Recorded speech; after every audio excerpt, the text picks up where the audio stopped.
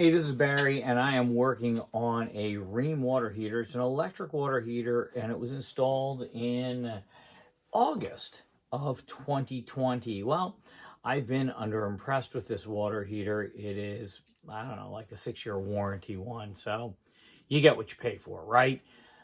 Now, I had an interesting situation. I was getting a leak, and I thought, man, the water heater's bad already, and it's like 4 years old, right? I'm getting water on the floor. Well, here it turns out my problem is actually the gasket for the top water heating element has gone bad. And then I noticed the rust running down here, which led me to believe if there's rust coming out of there, well, that means that the anode is probably gone already. So I do have a water treatment system to keep the acid out of my water, but apparently not enough for this Rheem anode. By the way, I did not get the aluminum one because aluminum in my water makes me nervous near hot water. Not good to be drinking aluminum or anything like that. So I instead got the better one. I think it's magnesium. That's not going to affect you like aluminum will in your brain, causing Alzheimer's. So I'm going to show you how to do this, and it's a pretty easy job, so let's get to it. Now, there's going to be a couple edits in this because I don't think you need to watch me digging out styrofoam, but I'm going to explain it to you, okay? So here's the deal. Let me get my tools. The tools you're going to need, I always have my universal screwdriver for different things.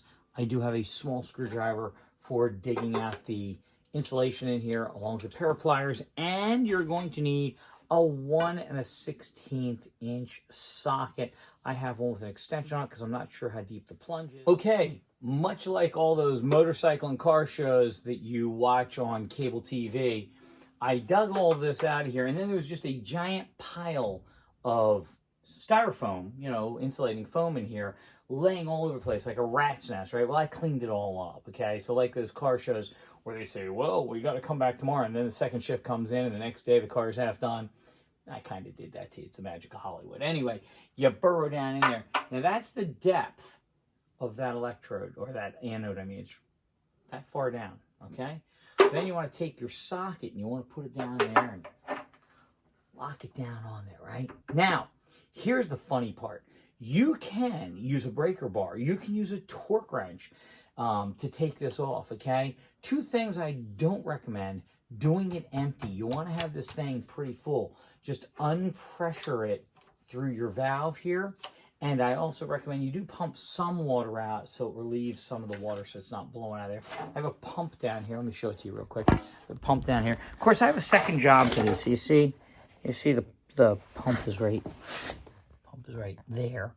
Okay, it's hooked there, and it goes back over here, and then it drains into my drain basin over there. But the point of this is, leave the weight in, because weight is your friend, okay? So you want to keep the weight in there. Now I have to pump it down further, because when I take that electrode out, the heating element, I need to have it down below there, or water's going to come pouring out all over the place. But I just want to get it down far enough on the pressure. If you try and pump, and you have this valve closed, it's nothing but a big vacuum. You're not going to pump any water. So your water pump's going to run, or your city water's going to run. So shut that off, open this valve, everybody's happy, okay? So now, back to the wrench. You can either use a torque wrench or breaker bar. Both of those are great, okay? But if you're going to do that, make sure you have like a dead blow hammer to hit it.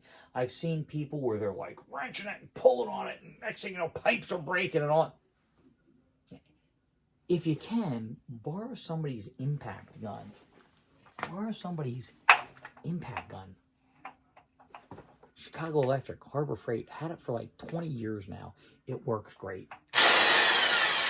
That's on. That's off. Let's see what's going to happen. See if I can break anything here. You ready?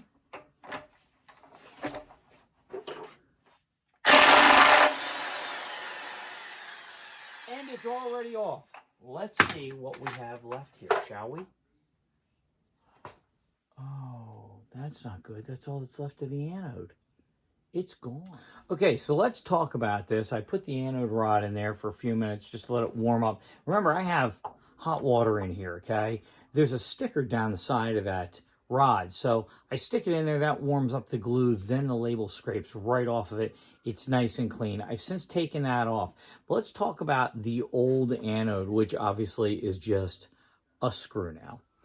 Around it, the reason they're hard to get off is because they have a glue on them, right? That's to seal it up because this is, thread on here. I'm guessing this is a pipe thread, but there's glue on there, okay? So that's what makes it tough to take out the original one. So the question is always, should I seal this? Yes, the answer is you should seal it. And what you should seal it with is right here. You're going to want to use a Teflon tape, but only Teflon tape the top half of it, just like this is glued, okay? Because there has to be some kind of conductivity here from the tank to the anode rod. At least that's the way I understand it. So let's stick with the way it was done from the factory. We'll do this with the Teflon tape, okay? Okay, now that we got that, let's get to the next part. So now that we've gotten past that part, now it's time to put this in. Now, the tricky part about putting in the anode rod is it can be on a slight angle, so getting it to thread is very difficult. So let's see what happens with this thing. Let's see if I can get it within, I don't know, a half hour. So you just drop it down in again, just like I did when I was softening up the glue. And there it goes, it's down in there.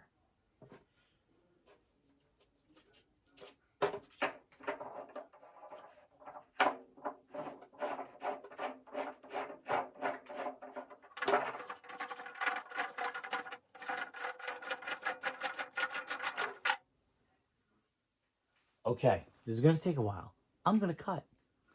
Okay, I pulled the rod back up out after that cut because I thought, well, that's funny. It just doesn't seem to want to screw in.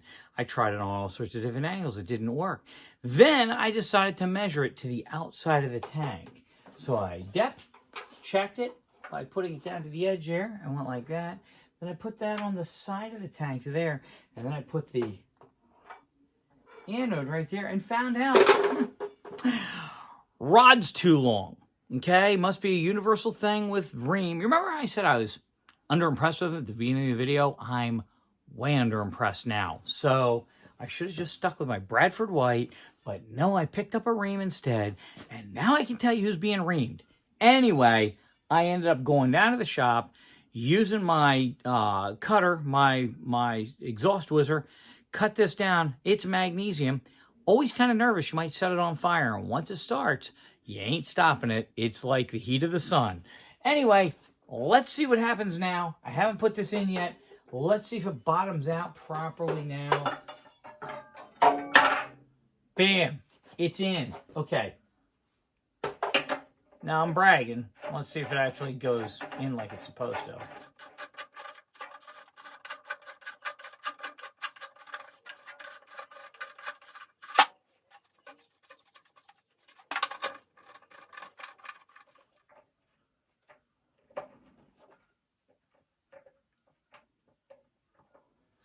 All right, let me grab my torque wrench.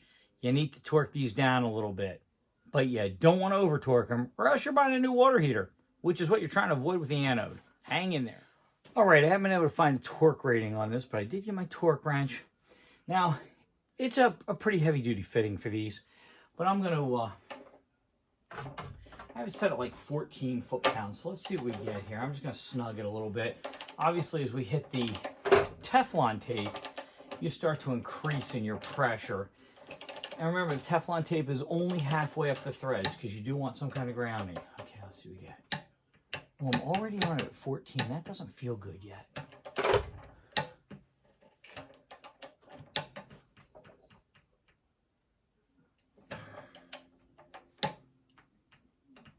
I'm going to say right about there.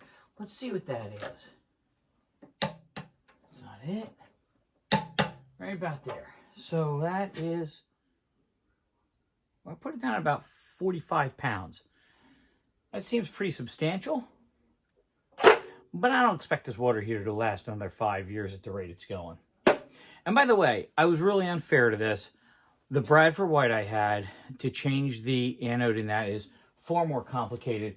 It runs down through the intake, I think it is. I think it's the intake on the Bradford Whites. You have to take this out, and then it pulls up out of this thing, and it's more complicated. So this is easier to do. Still not impressed with the Rheem. Not going to cut any slack there.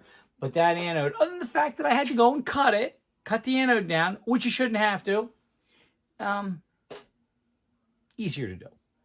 That's all I got. Sorry it took so long, and good luck change your anode. According to this, I'd say do it every 2 or 3 years because mine was gone. I'm Barry. I'll see you next time.